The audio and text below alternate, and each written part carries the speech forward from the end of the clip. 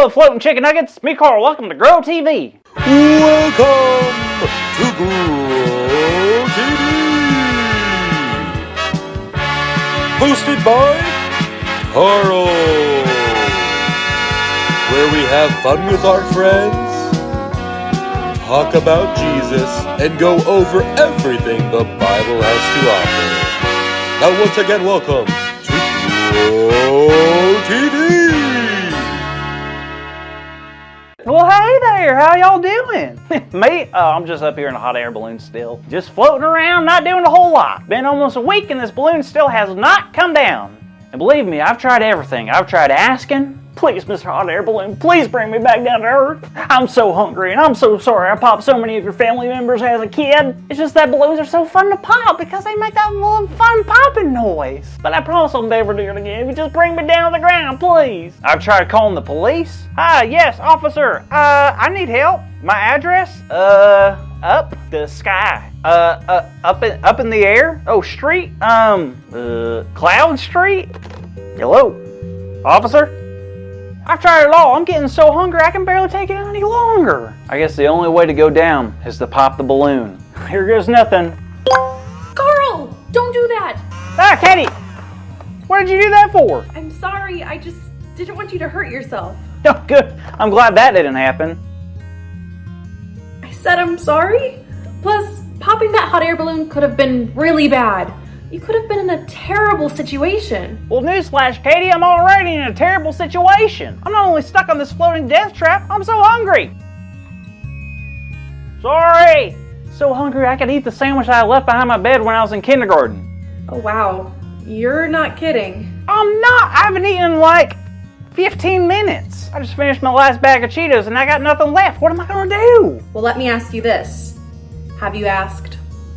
Oh, I already tried talking to the balloon, but it never responds. But I have never asked about food. Great idea, Katie. Excuse me, Mr. Hot Air Balloon? You don't by a chance have any, like, snacks or, like, I don't know, something to munch on? Not the balloon, Carl. I meant, have you asked God for what you need? Oh, yeah, I knew that. Yeah, I'm sure. But seriously, this week, after reading our Bible story, I've been really trying to focus on asking God for what I need. You should too. Yeah, maybe you're right. You weren't talking about the story where Elisha had to deal with a famine, right? Yeah, that's the one. Oh, cool, because I had read that and I was wondering, what is famine? Oh, well, that's easy.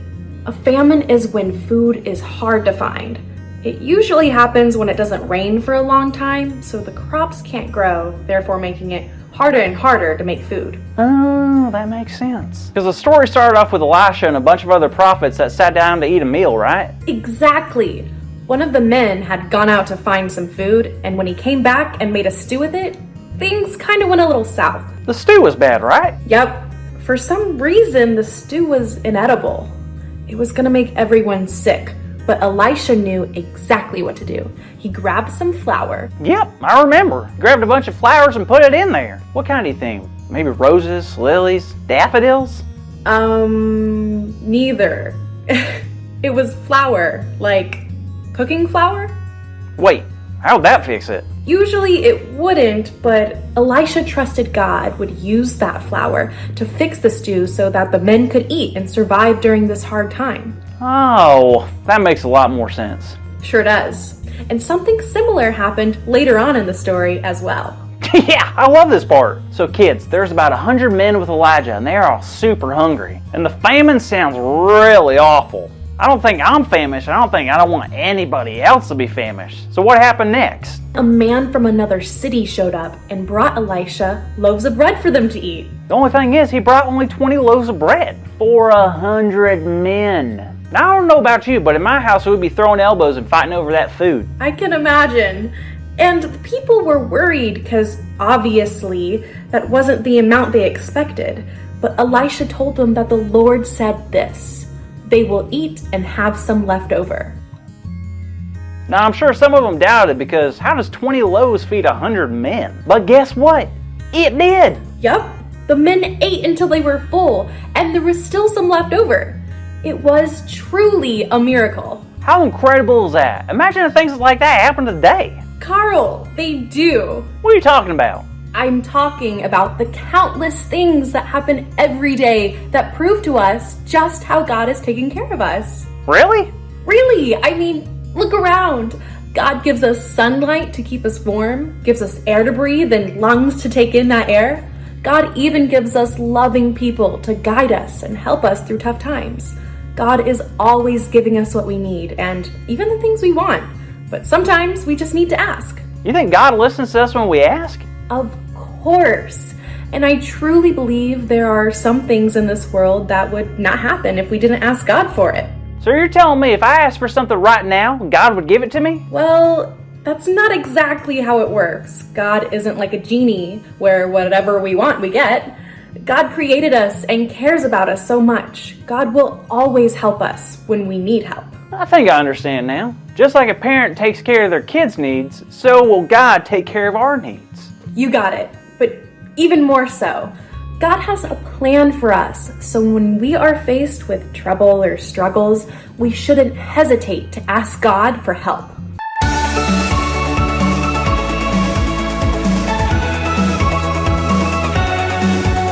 Hi kids, it's your good friend Sam. And man, do we have a great big idea for you today. And it's this: I can ask God for what I need. Are you ready to say it with me? This time, we're gonna shout it out to the clouds, okay? 1, 2, 3.